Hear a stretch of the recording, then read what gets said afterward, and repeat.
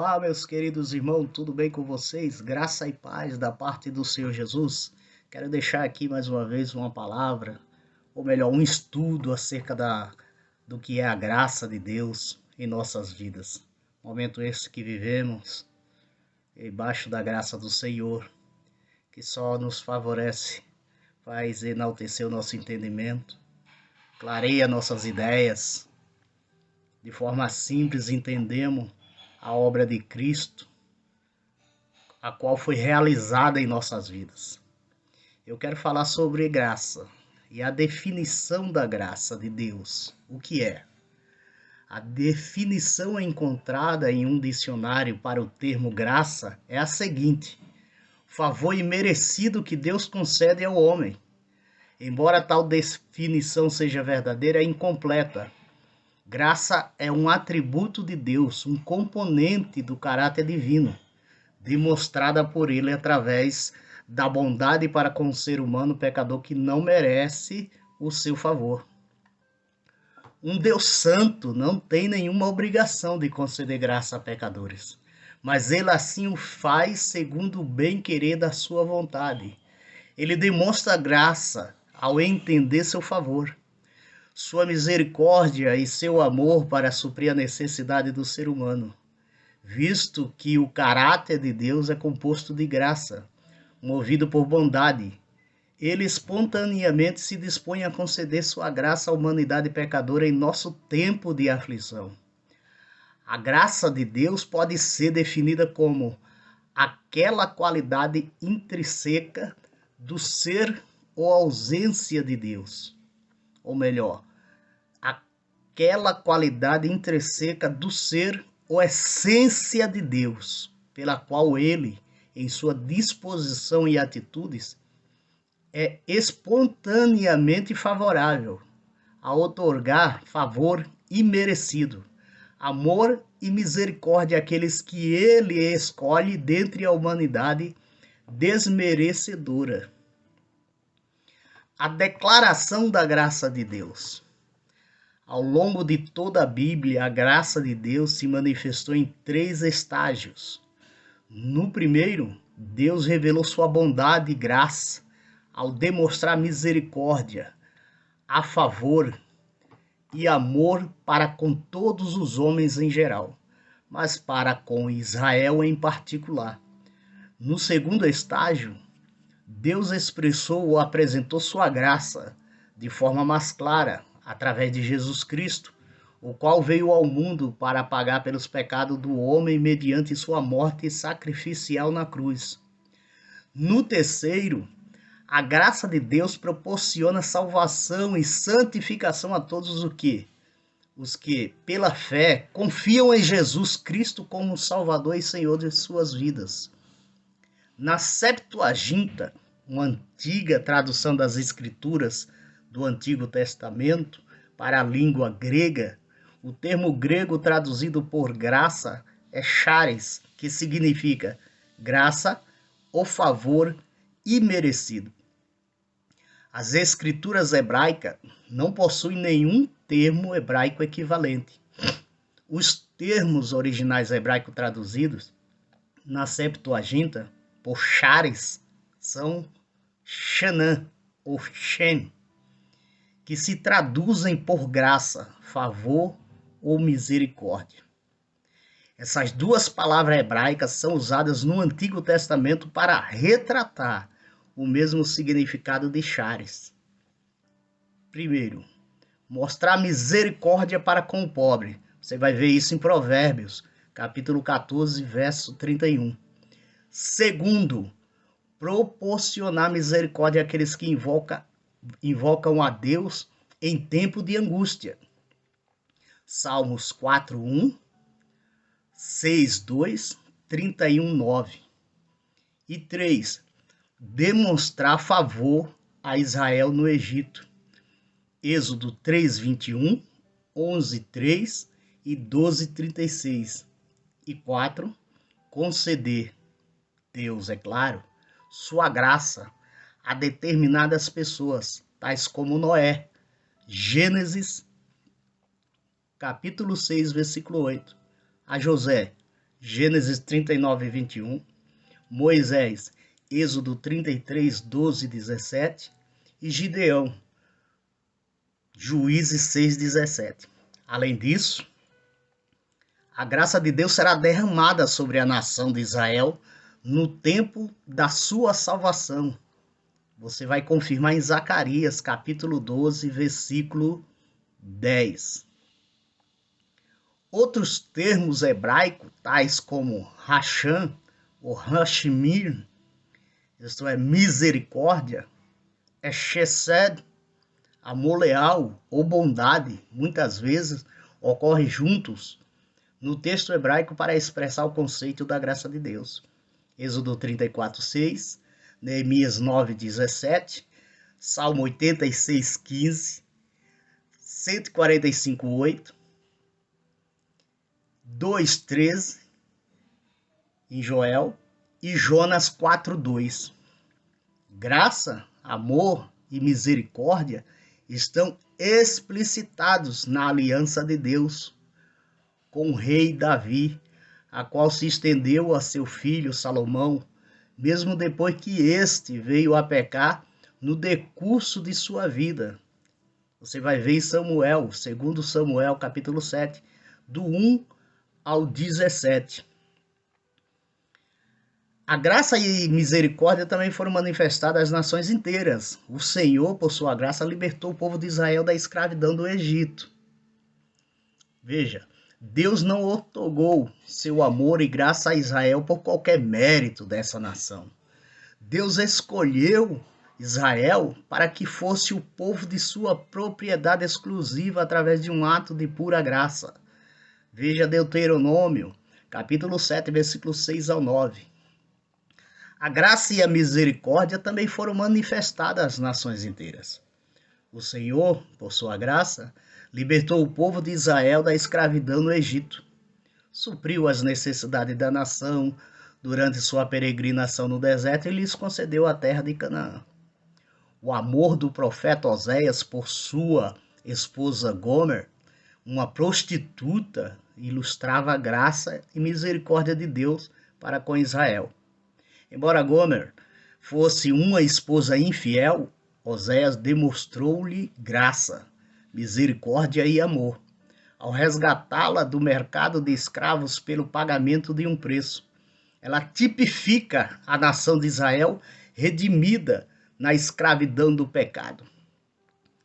Pela graça de Deus, a ímpia cidade de Nínive foi poupada da destruição ao arrepender-se de seu pecado com a pregação de Jonas.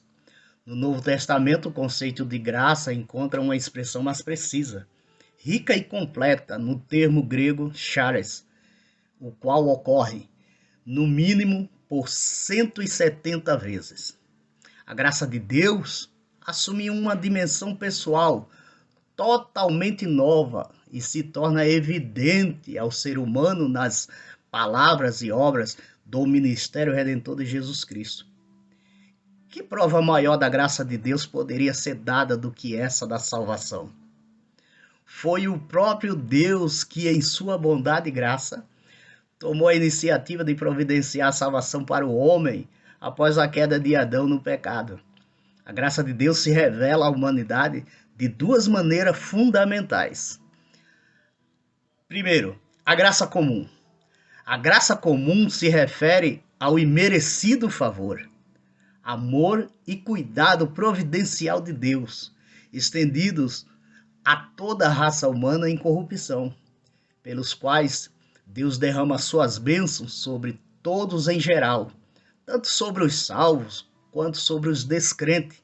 Veja isso em Salmo 145, verso 8 e 9. Deus refreia sua ira contra a humanidade pecadora, concedendo uma nação ou a uma pessoa o tempo necessário para que se arrependa, o que vem a ser uma extensão da graça comum do Senhor. A graça comum também pode ser constatada na obra do Espírito Santo, quando este move o coração de uma pessoa ao persuadi-la ou persuadi-lo e convencê-la ou convencê-lo da necessidade de buscar salvação por intermédio de Jesus Cristo. Veja João, capítulo 16, versículo 8 ao 11.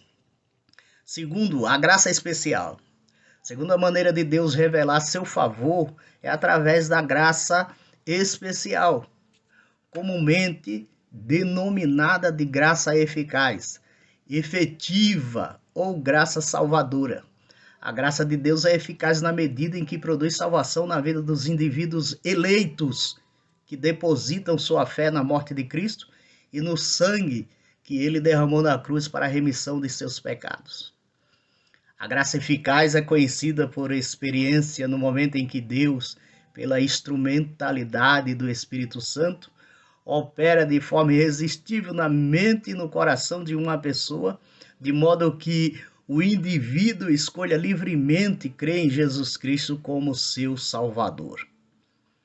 Os crentes em Cristo são chamados não segundo as suas obras de esforço próprio, mas conforme a determinação e graça de Deus. Veja 2 Timóteo 1,9. O apóstolo Paulo é um exemplo clássico da chamada eficaz de Deus. Ele foi chamado não por sua vontade, mas pela vontade de Deus. Veja 1 Coríntios, capítulo 1, versículo 1. Na realidade, ele tentava destruir a igreja até o momento em que se converteu a Cristo. Conversão essa que ocorreu pela graça de Deus. Atos 9. Leia o capítulo 9 de Atos e você vai perceber que Paulo, ele é um exemplo clássico, né? Em que ele foi chamado pela vontade de Deus, foi escolhido pela vontade de Deus. 3. A demonstração da graça de Deus. A graça de Deus se evidencia de diversas maneiras na vida de um crente em Cristo. Por exemplo, a graça salvadora. A palavra graça, ou melhor, a palavra salvação é um termo abrangente. Refere-se ao ato redentor de Deus pelo qual ele, no presente momento, redime o indivíduo da penalidade e do poder do pecado e no futuro libertará o crente em Cristo da presença do pecado na ocasião da glorificação dos salvos. A salvação é um dom gratuito de Deus, concedido a uma pessoa em virtude da graça por meio da fé, independente de qualquer obra ou mérito da parte da pessoa que o recebe. No momento da salvação, a graça imerecida é a fé do crente. São dons que procedem diretamente do Senhor àqueles que põem sua fé em Cristo. Veja Efésios capítulo 2, versículo 8 e 9. Um texto tão conhecido em que muitos leem, mas não compreendem, não entendem isso. Que a salvação é pela graça, pela fé, é um dom de Deus. Não é nada que você faça, não tem nada que você possa fazer para ser salvo. Somente crer. Né? E esse crer, essa fé, é um dom de Deus. A salvação é pela graça. A graça da salvação, oferecida na atual dispensação, inclui cada aspecto da obra redentora de Deus em favor dos crentes em Jesus e abrange a redenção, a propiciação, a justificação, o perdão, a santificação, a reconciliação e a glorificação para aquele que, pela fé, recebe a Cristo. Temos também a graça santificadora. Naquele momento em que a pessoa, pela fé, recebe a Cristo, ele ou ela, é santificado pela graça de Deus. A palavra santificação significa tornar santo ou separar para Deus, com propósito ou uso sagrado. A Bíblia menciona pessoas, lugares, dias e objetos inanimados consagrados, isto é, separados a Deus. No que se refere a um indivíduo, a santificação pode ser definida como a obra livre da graça de Deus através do Espírito Santo, na qual ele separa o crente para ser amoldado ou conforme a imagem de Cristo. Deus, por intermédio do Espírito Santo, providenciou dons espirituais sobrenaturais com o objetivo de equipar e capacitar cada crente em Cristo para o seu ministério. Isto é, serviço na igreja local, né? Independente de como você congrega. As Escrituras se referem a 3 estágios de santificação pela graça de Deus. O primeiro deles é o da santificação posicional, que diz respeito à posição santa do crente perante Deus, fundamentada na redenção de Cristo, efetuou a seu favor. Que Cristo efetuou a seu favor. O segundo estágio é o da santificação progressiva, na qual o crente em Cristo se encontra no processo, né?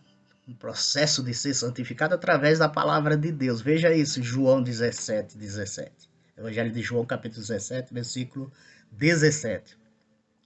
Os crentes são exortados a crescer na graça. 2 Pedro, capítulo 3, versículo 18, você conhece muito bem, né? Que diz: antes crescer na graça e no conhecimento do Senhor Jesus Cristo. Na busca desse crescimento, tornam-se recipientes, por favor imerecido, que procede do Senhor. O crescimento na graça não é obtido por meios naturais, mas se dá através do estudo da palavra de Deus. Veja 2 Pedro 1, 2 ao 3, e o capítulo 5, ou melhor, do versículo 5 ao 6 e o 8. À medida que um crente em Jesus cresce na graça, o fruto do Espírito se torna manifesto através da vida dele ou dela. Gálatas capítulo 5, versos 22 e 23, levando a pessoa a uma conformidade com a imagem e semelhança de Cristo. Veja Romanos 8, 29. O terceiro estágio é o da santificação completa ou perfeita, que os crentes conhecerão por experiências, ou quando receberem seus corpos glorificados e se completar a sua redenção. Veja Romanos 8, 30, Efésios 5, 27. Esse acontecimento se concretizará na ocasião do arrebatamento da igreja. Veja 1 Coríntios, capítulo 15, 51 ao 52, e 1 Tessalonicenses, capítulo 4, 16 e 17. Existe também a graça servidora. A palavra dom, do termo grego charisma, ou carisma, como alguns falam, dádiva ou dom da graça. Se refere a um favor que alguém recebe gratuitamente sem merecê-lo.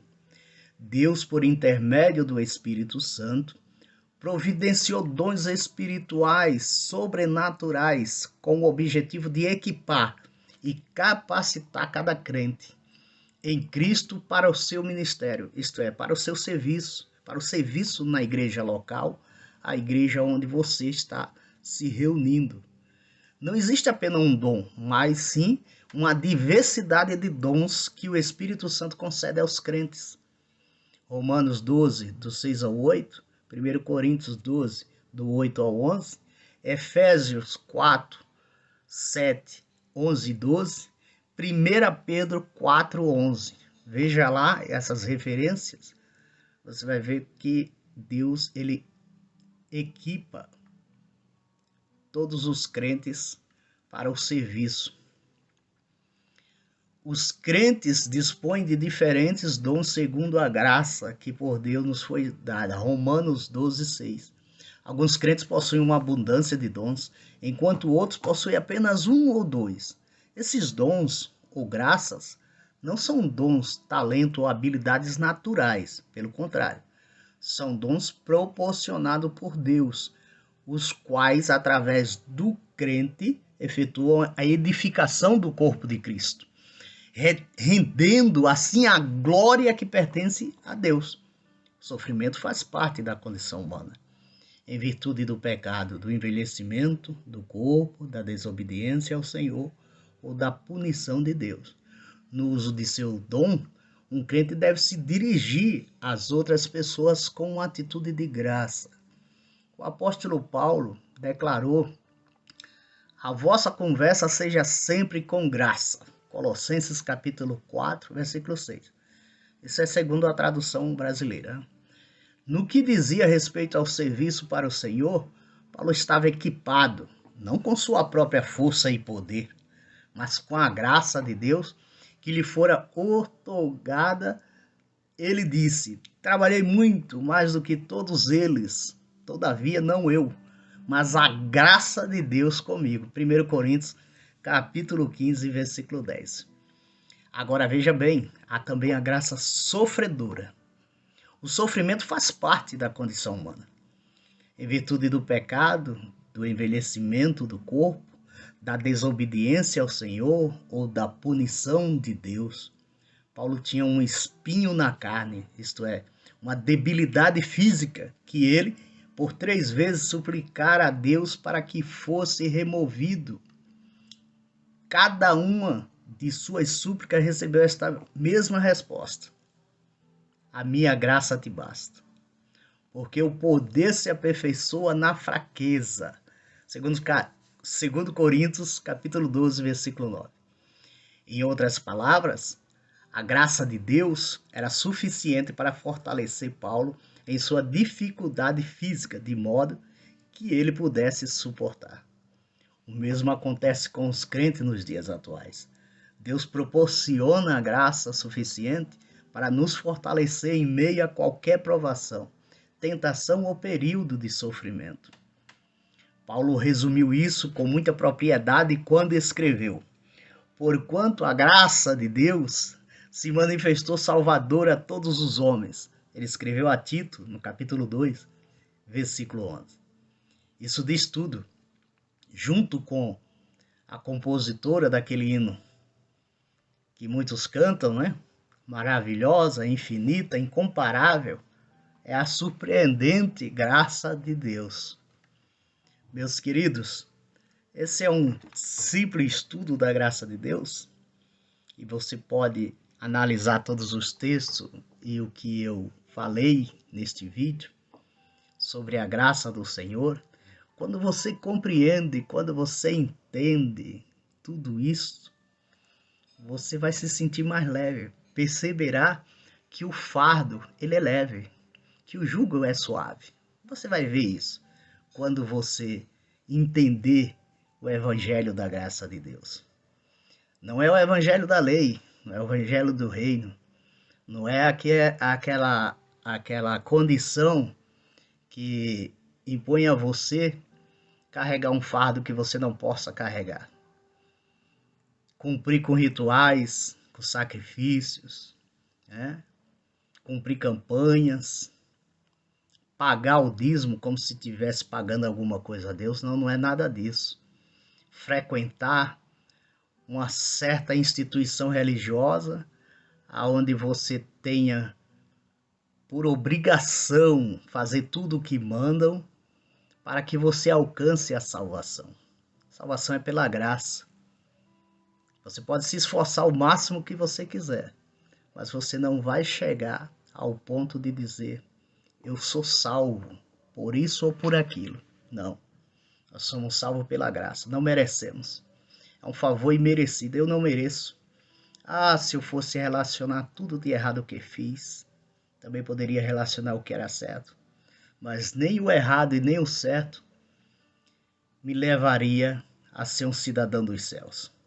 Se a pessoa de Jesus Cristo não olhasse para mim com um olhar de misericórdia, não me escolhesse antes da fundação do mundo, se o seu amor não inundasse a minha consciência, se o seu espírito não me convencesse do pecado, da justiça e do juízo, com certeza eu estaria perdido. Estaria perdido. Mas graças a Deus que Ele me escolheu. Graças a Deus que eu fui eleito por Ele. Graças a Jesus Cristo que eu faço parte da família de Deus. E eu pergunto, e você? Já entendeu o Evangelho da Graça? Para que possa ter essa certeza de salvação? Você já compreendeu? Você já leu tudo isso aqui que eu citei, todos esses versículos? Se não, você para no vídeo, pega a referência e vai ler, vai estudar. E perceberás que Jesus Cristo te salvou pela graça, te salvou pelo amor, esse amor imensurável, em toda a sua plenitude. A Bíblia vai dizer em 3,16 de João, você conhece? Se não conhece, eu vou dizer. Porque Deus amou o mundo de tal maneira que deu seu Filho unigênito, para que todo aquele que nele crê não pereça, mas ter a vida eterna. Tenha a vida eterna. Eu entendo assim pelo Espírito Santo, pois ele me faz entender assim, que hoje eu tenho a vida eterna. Não como antes, que era necessário quando eu frequentava uma instituição religiosa, um ensinamento em que era pautado no mérito. A salvação era baseada, fundamentada no mérito. Eu precisava estar, comparecer em certas reuniões, em certo culto, em certos trabalhos naquela instituição. E se eu não participasse, se eu não fizesse isso ou aquilo, eu não estaria dentro da vontade do Senhor. E um momento meu nome estava escrito no livro da vida, outra hora não estava mais. Se eu fizesse conforme a instituição, o meu nome estava escrito no livro da vida. Se eu fizesse tudo aqueles dogmas, aquelas leis que eles colocavam diante de mim, se eu cumprisse todas elas, meu nome estava escrito no livro da vida. Se eu falhasse em alguma, o anjo apagava o meu nome do livro da vida. Veja que absurdo, né? Você peca agora, você erra agora, você desobedece agora, seu nome é apagado do livro da vida. Você acerta daqui a meia hora, o seu nome é escrito no livro da vida. O Evangelho da Graça não mostra assim. Não procede dessa forma. O Evangelho da Graça, ele é completo. A obra salvífica, o sacrifício de Cristo, pôs de uma vez por toda a ideia de que eu posso perder a minha salvação. Paulo ainda escreve em uma de suas cartas que aquela cédula, aquela dívida que era contra nós, Cristo pagou esta dívida e nos reconciliou com Deus. E daí a certeza de salvação. Eu tenho essa certeza. E você tem essa certeza? Deixa essa pergunta para você neste dia. Meu querido, graça e paz da parte do Senhor Jesus Cristo. E que tua mente, tua consciência possa ser iluminada pelo Evangelho da Graça, para que você entenda, compreenda qual foi o propósito de Jesus Cristo vir a este mundo e entregar sua vida por você. Que Deus vos abençoe, em nome de Jesus Cristo.